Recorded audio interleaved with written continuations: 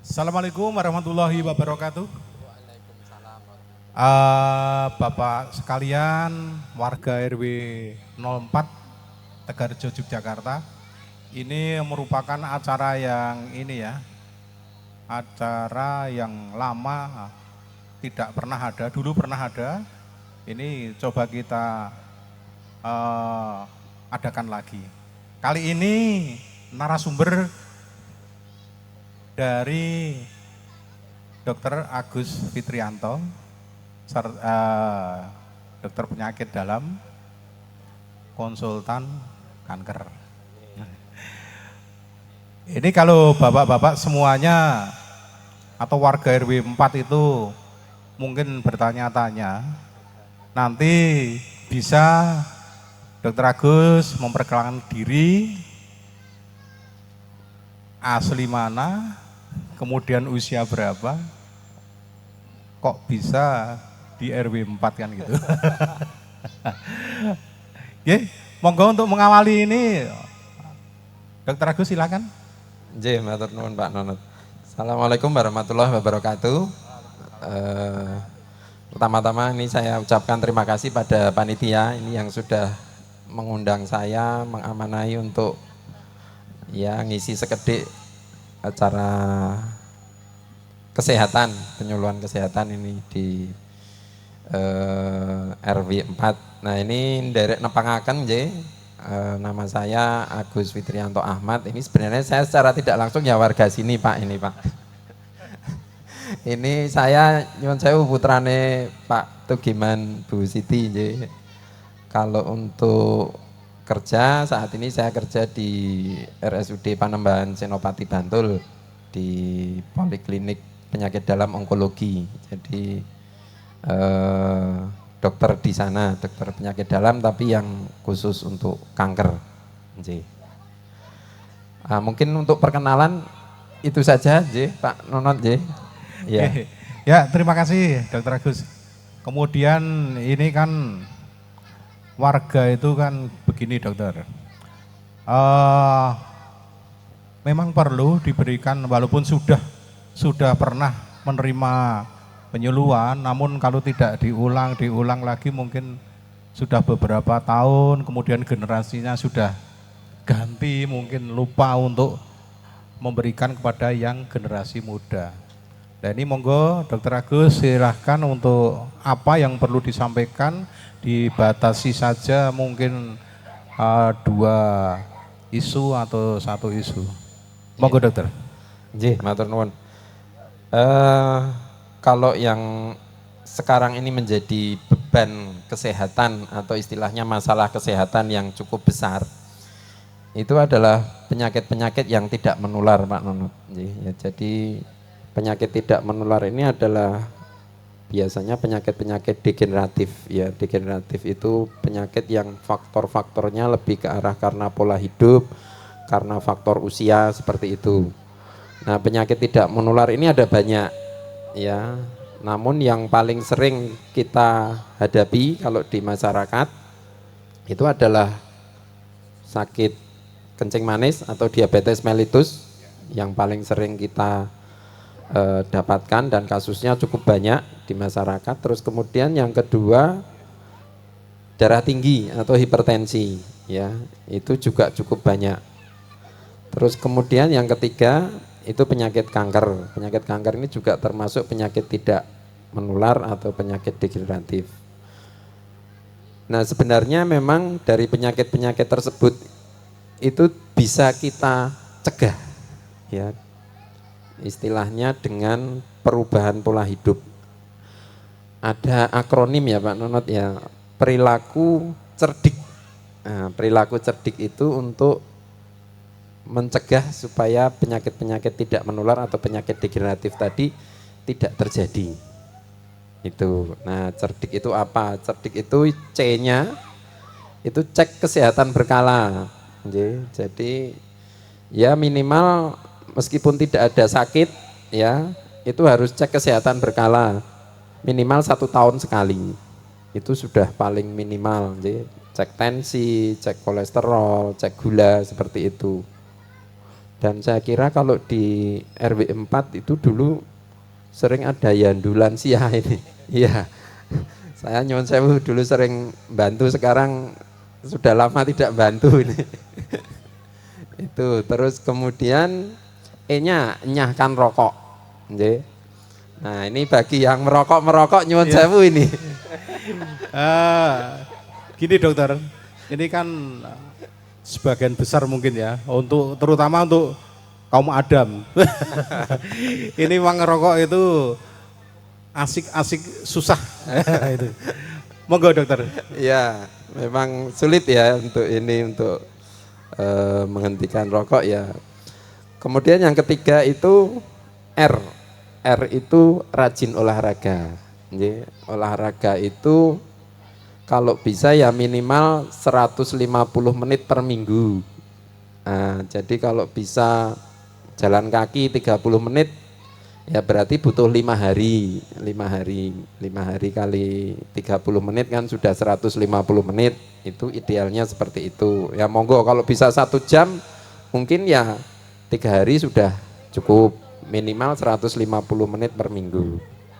Itu ya olahraga menyesuaikan kondisi, tidak harus olahraga itu yang misalnya sepak bola macam-macam, menyesuaikan kondisi, jalan kaki, jogging ringan, senam lansia itu sudah termasuk olahraga.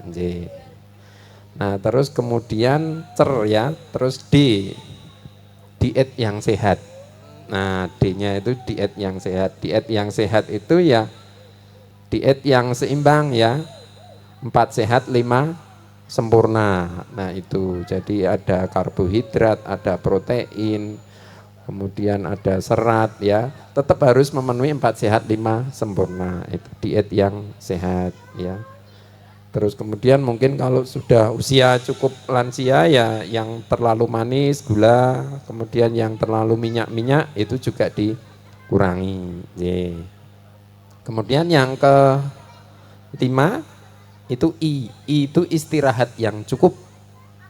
Jadi istirahat itu ya kalau tidur sehari minimal ya 6 jam. Jadi itu mungkin jangan terlalu banyak yang begadang ya.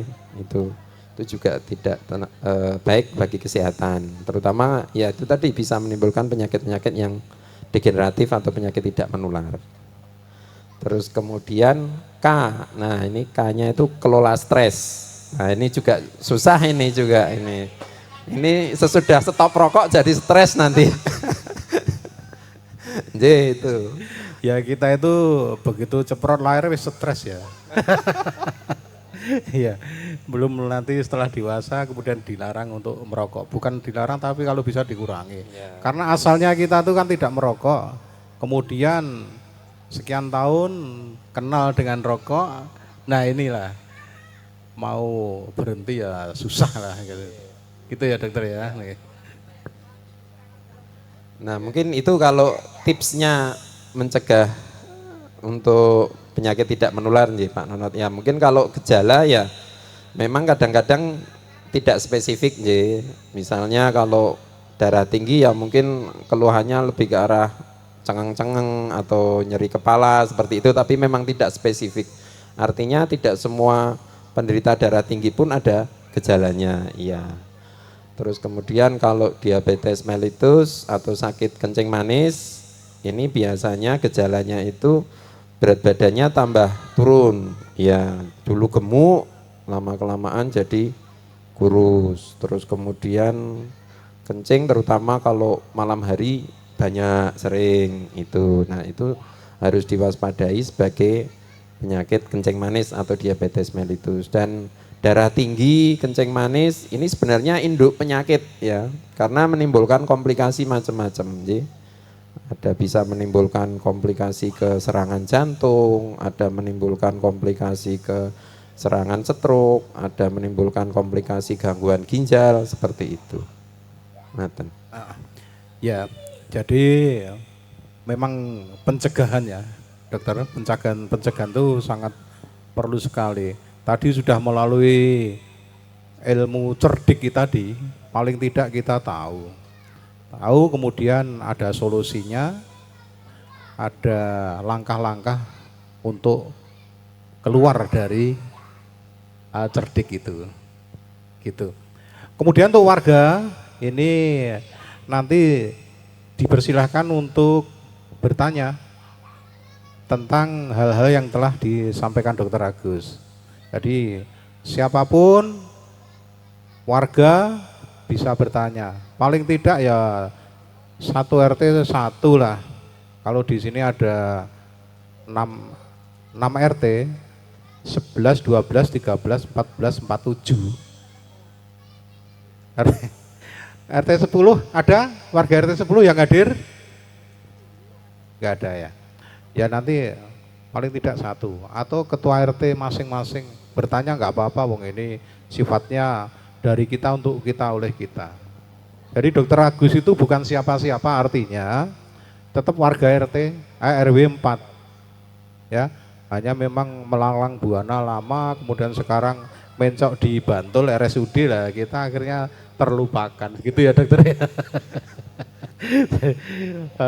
Tadi apa kader dari Yandu Lansia itu Mbak Maimun itu juga ketemu, kemudian wah nggak pernah memberikan penyuluhan dan lain sebagainya, karena emang tugasnya sudah di ini, tidak di kota tapi sudah di Bantul.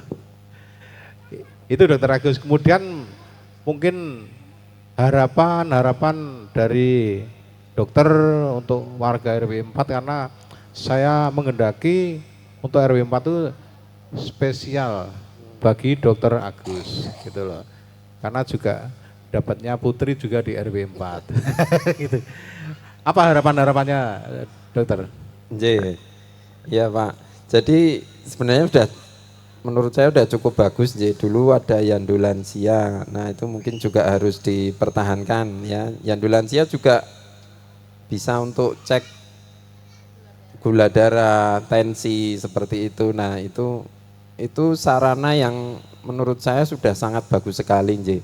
Jadi kalau misalnya ada warga yang mau cek, nggak harus lansia ya, nggak harus lansia, itu siapapun bisa ikut, itu sudah sangat bagus sekali ya. Dan yang kedua ya itu tadi mungkin pola hidup cerdik tadi yang harus ditanamkan. Misalnya kalau olahraga bisa bareng-bareng seperti itu kan lebih semangat itu ada senam atau jalan pagi atau olahraga bareng lainnya, itu juga bisa dilakukan, akan lebih baik itu. Mungkin itu Pak Nonot kalau dari saya Ya terima kasih dokter. Kemudian untuk warga silahkan dipersiapkan, mungkin mau bertanya. Mic-nya Mas, mic wireless. Tolong. Sudah. Oh ya, oke. Oke, monggo. Pak Rudi, tadi saya persilahkan, ada 4 ya, tapi 2 dulu nanti disambung lagi. Monggo Pak Rudi. Ya, terima kasih. Assalamualaikum warahmatullahi wabarakatuh. Waalaikumsalam. Terima kasih kepada Pak Dr. Agus Fitrianto yang tadi telah menjelaskan masalah cerdik ya. Cuman tadi saya tangkapnya itu untuk yang dewasa ya Pak ya. Tapi justru yang ingin saya tanyakan Pak, sekarang itu permasalahannya ke anak kecil Pak. Jadi ibu-ibu itu untuk menenangkan anak itu nomor 1 mesti HP. Ya toh? Efeknya nanti bagaimana? Terus yang pertama itu, yang kedua masalah makanan yang fast food. Itu juga saya melihat berita di Jakarta, anak di bawah umur sudah cuci darah seperti itu. Nah itu pencegahannya bagaimana? Tolong Pak Agus jelaskan biar ibu-ibu semua atau bapak-bapak di RW 04 bisa meminimalisir memberikan makanan ke anak-anaknya tidak sebanyak apa yang diminta anak-anak. Jadi bisa membatasi makanan yang diberikan yang bersifat fast food tersebut. Saya kira itu, terima kasih. Ya. Wassalamualaikum warahmatullahi wabarakatuh. Waalaikumsalam warahmatullahi wabarakatuh. Ya, monggo Pak Samianto. Assalamualaikum warahmatullahi wabarakatuh. Ini pertanyaan saya termasuk keahlian Pak Agus, Dr. Agus, yaitu masalah kanker. Sebenarnya tanda-tanda kita kena kanker itu bagaimana? Karena sering warga kita setelah periksa tahu-tahu sudah stadium 4. Sebelumnya tidak ketahuan, tidak ada rasa, tidak ada gejala apapun, yaitu mohon penjelasannya. Terima kasih. Assalamualaikum warahmatullahi wabarakatuh. Waalaikumsalam warahmatullahi wabarakatuh. Kita dua dulu aja, J. dokter. Jadi Ya. ada 3 pertanyaan kalau tidak Oke. salah. Ya. Monggo dokter. Matur nuwun. Ini saya jawab yang Pak Samyanto Rumiyin, Pak. Enggak apa-apa. Ya. Mengenai kanker. Jadi kanker ini memang juga sekarang menjadi masalah kesehatan yang sangat besar ya. Jadi kematian akibat kanker itu nomor 2 sesudah penyakit kardiovaskuler atau stroke jantung itu. Jadi sudah meningkat cukup tinggi itu karena memang saat ini penderita kanker juga semakin banyak ya. Nah, kalau untuk pencegahan memang pola hidup sehat. Kemudian bagaimana untuk supaya mengetahui kanker secara dini. Jadi memang kalau penyakit kanker itu ada yang namanya deteksi dini atau screening itu.